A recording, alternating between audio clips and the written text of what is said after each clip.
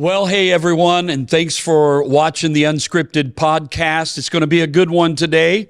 Listen, we're going to talk about what it means to be a disciple, what it means to multiply ourselves into somebody else's life, reproduce ourselves into somebody else's life. And I have two fabulous guests with me today on this Unscripted podcast. We've got Pastor Mark Merrill from Visalia First Assembly of God in Visalia, California, along with his executive pastor, Pastor Jason Kennedy. And so it's going to be a great podcast. And so, gentlemen, thanks so much for coming all the way to Ohio. How are you liking the Ohio weather? It's too cold, but hey, did you notice something? How his voice turned on on a dime, like boom. Production value right there. There you He's go. got it, man. It's beautiful. Pastor Mark, Yes, sir. thanks so much for just taking some time to do this podcast with us. We want to talk about, first of all, what does it really mean for a person to be a follower, a disciple of the Lord Jesus? Give us your definition of that. Well, it's a fully devoted follower. I think if you look at discipleship, maybe from a Jewish perspective, in terms of some of the rabbinical types of teaching for other rabbis and things of that nature, those guys wanted to imitate that rabbi. Oh, that's so even good. to the way they held the cup in their hand, or gestures they would make in body language. It was an imitation. Discipleship, in a sense, is kind of like that. We're wanting to imitate Christ. We're wanting to become fully devoted. I think that's one side of the coin. The other side of the coin is that we are also replicating people in his image. So as his image gets imprinted in us, we want to replicate that image into others. Going back to the language of the Apostle Paul, follow me as I follow Christ, imitate me as I imitate Christ. That's essentially what this discipleship model requires. And I will tell you, it's a very messy process. In the West, we want to make everything very linear. Yeah. 101, 201, 301, 401. Okay, now we call you a disciple. Yeah. Well, discipleship really is much more intensive. That's much more life on life. You look at Jesus in the context of his discipleship process and his models. He was sitting around tables, tax collectors, publicans, sinners. It was the exchange of hurts and pains and being with them in crisis moments. And holding their hand, and quite frankly, in the West, we're kind of uncomfortable getting that close, getting our hands dirty, spending that amount of time. But I think to a certain degree, we've got to rediscover some of that in what we would call mentoring and some of those things in order to be able to create the discipleship that the Bible reflects. I like what you said, because I think so many of us in the American church, we have the idea that a disciple is somebody that has a lot of head knowledge, a lot of knowledge about the Bible, and they know all the right theology and all of these kind of things. That's important. But I like what you said about the Jewish thought of a disciple is becoming like the master, following their rabbi's teaching in the sense that it transforms their character. They start looking and acting and mimicking their master. And I think you hit on something so good there. I want to ask Pastor Jason, here's maybe not a trick question, but when does discipleship begin? Yeah, so I think it actually begins pre-conversion. Me too. Because people are going to be exposed to faith ideas, especially in the West. Yeah. And they're going to be exposed to people's lives in the West. And so pre-conversion, people are watching the lives of Christians. Yes, sir. And so that discipleship process starts with how their neighbor's treating them, and how they're interacting with their other parents and things like that. And I also want to point out that discipleship making actually starts not after the sermon, but in the beginning, middle, and end of the sermon too. True. I see a lot of churches, what they do is they scramble around trying to figure out discipleship processes, and typically they're doing that because they're not taking the pulpit seriously enough, where they see the pulpit as being one of the chief discipleship tools. And so discipleship happens pre-conversion and goes all the way out through a person's life. It's this progressive work that God's doing in their life over and over and over again. Yeah, that's so good. How do we today in the church set up systems? I don't know if that's the right word, but how can we multiply disciples in the church today? What's some things that we could talk about on this podcast? Of maybe there's some pastors listening to us, church leaders. What's some models that you've seen? If there's not a specific model, I know, but there are many models. But what can we do to multiply disciples in the church today? So I'm in the educational field. I oversee our college in Visalia. And one thing that I can tell you in education is no student's the same. And typically what we do with discipleship models, and Pastor Mark's already alluded to this, is we think that everybody can fit into Saul's armor, and they can't. They can't. So what we have to do is we've got to create, and he'll probably touch on this a little bit more, you've got to create pathways to discipleship.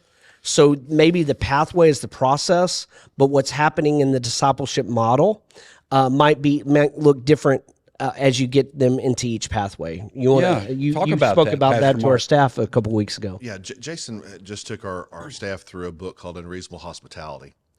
Is that correct? Yeah. And so in that book that we discussed, it was talking about the journey that a particular restaurateur took his restaurant from a normal, excellent restaurant to a Michelin star rated restaurant, and talked about all of the hospitality that goes along with that. There's even some shows that are on right now that are popular that kind of reflect this same kind of thought and idea. And so, for a busy restaurant, they're always going to, a good restaurant's always going to have a crowd. They're always going to be busy. True. So how do you move them through your restaurant at the same time providing them this world-class experience that's very personalized? So, I talked about how discipleship is more circular. It's more life on life. But, that can become very time-consuming to the point that you can't keep up with the numbers of disciples that you need to make. So there has to be process involved. So in a system, so what I was saying to our staff recently is, we do have classes we take people through, but it's a circular experience with a linear progression. Then back to a circular experience, back to a linear progression. So the moments that we have them in the class, as we're teaching them, as we're modeling, how can we warm that up? How can we make it more personalized? Are there ways to create mentoring opportunities? Are there ways by which we can come around them or identify counseling needs in their life? And then we're also supplementing what's happening in that moment with something outside of that. I think that right now in the post-COVID era, that people are really desperate to know and be known. And we've gone through the isolation. We've gone through all those things that I think is still left kind of a psychic wound on America in our soul. And with regard to that, it's really an opportunity for the church to take the best things that we have in technological advances in the 21st century and then reach back 100 years to the best practices of love and pastoral care, and to marry those two things together to create something that by which we're not like for or against putting those things in contradiction to one another, but we're trying to marry those two ideas together of being both high tech and high touch. And so I think it's really in this area of discipleship by which we can provide that high touch experience. Because I think without it, you don't really fully acculturate people into a faith community without creating an intensification of some of the life on life sharing that needs to take place in discipleship. Can I piggyback on that with something I read yesterday?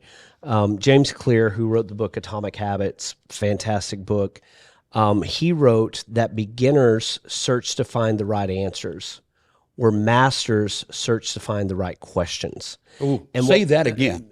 Beginners search to find the right answers, and masters search to find the right questions. And when you look at the life of Jesus and how he dealt with the disciples, he never said, he did occasionally do X, Y, Z. He usually said, who do you think I am? Yes, that's good. What do you think about this?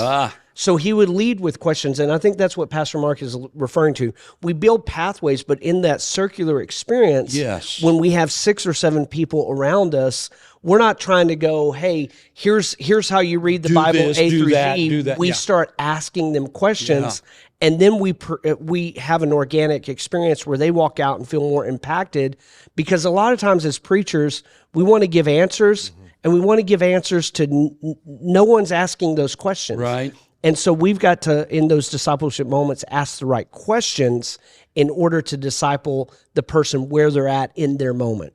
Wow, that's a whole nother way of thinking.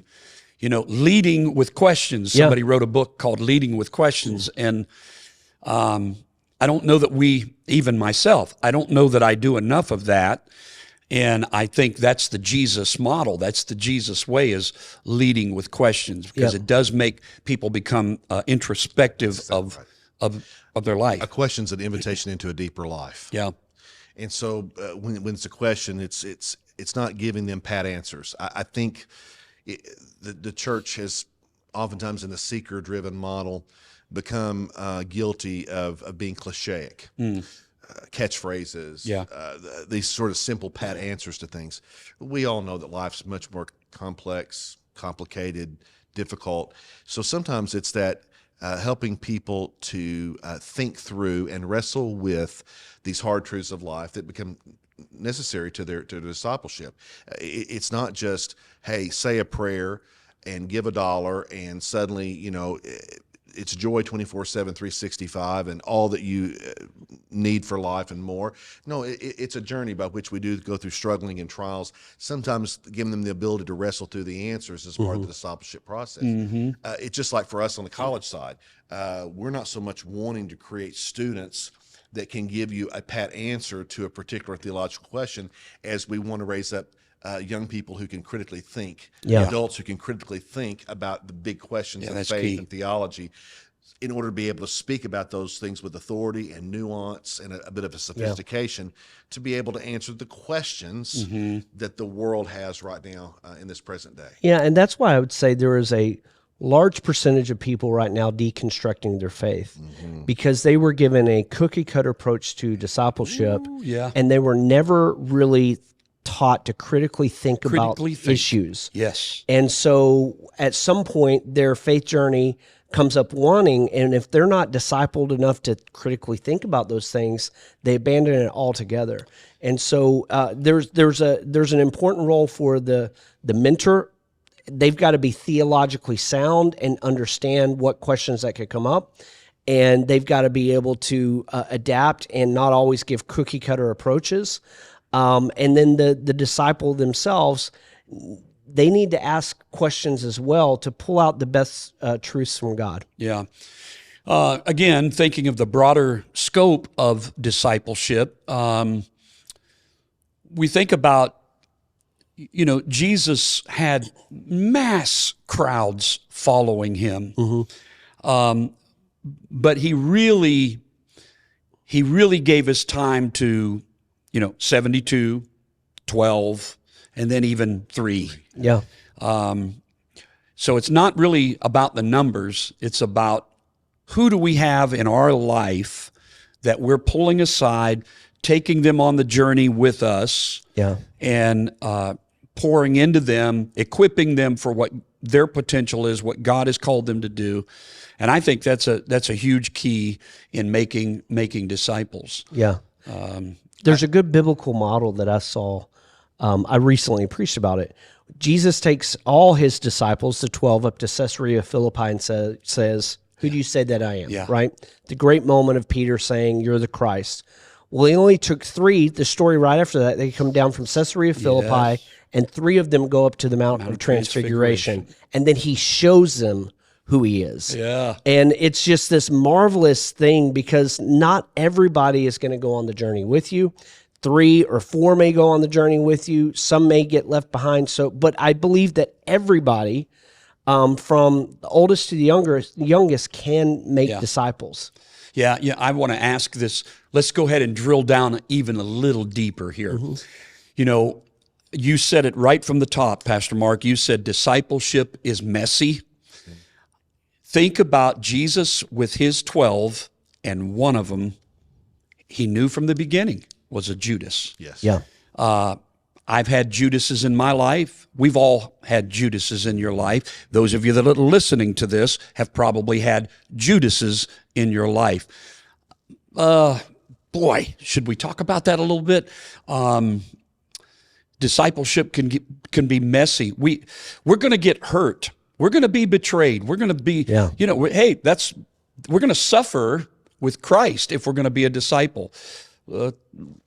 Talk a little bit about the messiness of disciple making. Well, I think it's that shared experience, whether it's in joy or pain, that creates the depth of any relationship. Okay.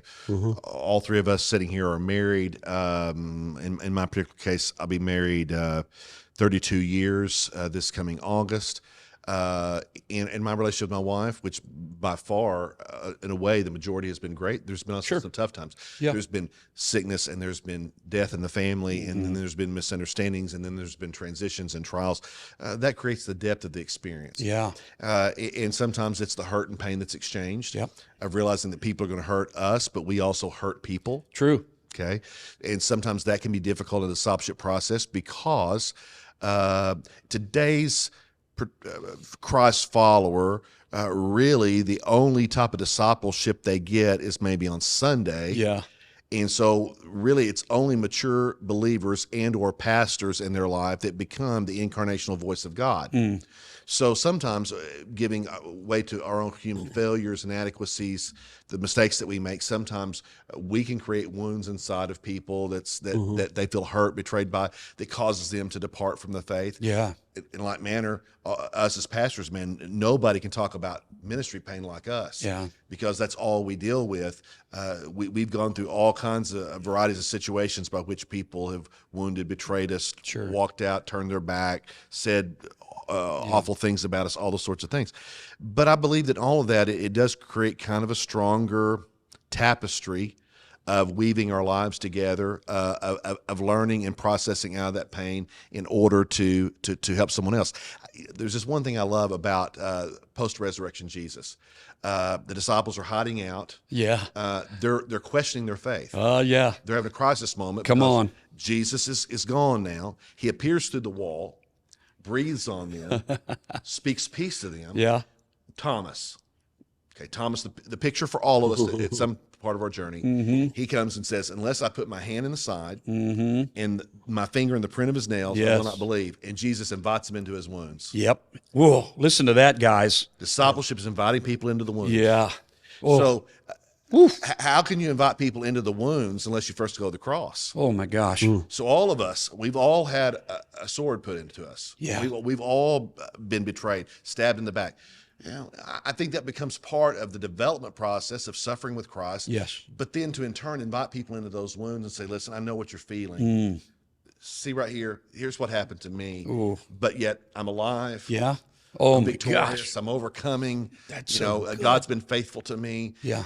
And so discipleship, that lends it to another dimension. This has to become transparent. It has to become, you have to be able to make yourself vulnerable and be authentic and not sugarcoat things, but to let people see you warts and all, wounds and all, in order for them to really fully appreciate the work of God and His Spirit in your life that's brought you from where you once were to where you are now. Wow. Yeah, and I didn't even plan. Well, of course, this podcast is unscripted, but in my thoughts, I didn't even plan for this podcast to take a turn like this. But as we are wrapping this up, I just wonder, Pastor Jason, along the same lines that Pastor Mark talked about, if in following Christ, as we all have, if I as a disciple have been hurt, wounded, let down by a leader, hurt by a church, on and on, life has just taken a bad turn and I question my faith, what should I, as a follower of Jesus that's struggling, what would you encourage me to do as to get back on track? What would you encourage Thomas to do to get back on track? Yeah, first I would say, and this comes from a book I read by Greg Harden, feelings aren't facts. right? So that feeling you're feeling right now, that hurt you're carrying right now, that anguish you're carrying right now does not change the fact of the gospel, right? And we're all human, and we deal with human beings every single day. I put it this way. Let's say I love pizza. If I have one bad experience eating pizza, does that keep me from eating pizza the rest of my life? No. So it's the same thing. Just because you may have entered into, a small group or a church, sat under a pastor who might have been abusive, those feelings that you have, as valid as they are, they're not factual about the gospel of Jesus Christ. Yeah. So first of all, it's a recognition that those feelings aren't facts. I think the other thing that you've got to do is try to remove yourself from any type of abusive situation or hurt or anger, and give it a second chance, and ask the right questions. And you go, well, what's the right question? Whatever question that you have about faith is the right question. Yeah. Right? Because there's going to be someone who comes along the way at some point who's going to help you understand it. And there's a lot of good Bible-believing, godly people out there that are willing to step up and embrace and love and care for. And so don't give up. Yeah. Don't give up. It's a messy process, and we have to recognize that. Jesus can always use a failure, but he can't use a quitter. That's good. Okay. So if I fail, he can restore the failure. He can redemptively bring you back. But if you quit and walk out, he will not overcome your will to make you come back to him. Yeah. So I think what Jason's saying is really good here with objectively surrendering our feelings to the facts of the gospel, and to realize that, yes, all these things hurt. They're very real inside of our heart, but they don't have to remain that way, because the gospel always is talking about the healing journey that God wants to take us on through Jesus' suffering, and through that, allowing that Christ formation to happen again in us. Then we become richer for it, because then we become a facilitator for the next person whose pain they're walking through. So nothing is wasted with the Lord. Whatever it is, he'll use it. I once had a mentor in my life that Jason and I served with, Armin Newbern, who was former district superintendent of Oklahoma, a respected figure in the Assemblies of God. He came to work with us after his retirement, and I was going through a period of depression in my life. And I was really wondering if I was going to stay in the ministry or not. And he said, son, you've fallen into a deep, dark well. He said, but while you're down there, crawl around on the bottom, get everything out of that well you're supposed to. Don't leave anything behind. Don't make God send you back to that place. So I think when they're in the middle of it, man, we got to take that perspective. God's going to use all this. Let's get all of it out that we can. Don't leave anything behind. We don't want to repeat this thing. Listen to that, folks. But then when we come out of it, we've come out with all the stuff that we were meant to get out of it, so that we can offer something to somebody else down the road. And discipleship, the other point, and it's along this line, is discipleship is progress, not perfection. Exactly. And a lot of people go, if I can just be perfect. Well, I got Good news luck for you. with that. You won't be. No. You won't be this side of your resurrected body. So understand that it's a journey. It's progress, not perfection. I just want to say a word as we close. You may feel like Simon Peter, who, when Jesus died on the cross, was in the tomb for 3 days. He says to the other disciples, I quit. I'm going back fishing. I'm going back to my old lifestyle. And Jesus appears to the disciples and appears to Peter on the shore. And then he starts asking those famous questions. Hey, Peter, do you love me? And of course, we know the responses there. Lord, you know I love you. And I just want to say, if there's anybody listening to this podcast and you feel like one of those disciples, you're having that moment of doubt, that crisis of faith, and you're saying, I quit. I'm going back to my old job. Don't do it. Listen to what Pastor Mark said. Listen to what Pastor Jason said. Don't ever quit. Stay in the game, because I promise you, joy comes in the morning. Now, weeping may last for the evening, but joy is coming in the morning. And so, man, this has been I have so loved having you guys in Ohio, and thank you for just taking time to do this little podcast with us. And you guys are a blessing to us. So God bless you guys. Thank you for listening to the Unscripted podcast. We love you. See you next month.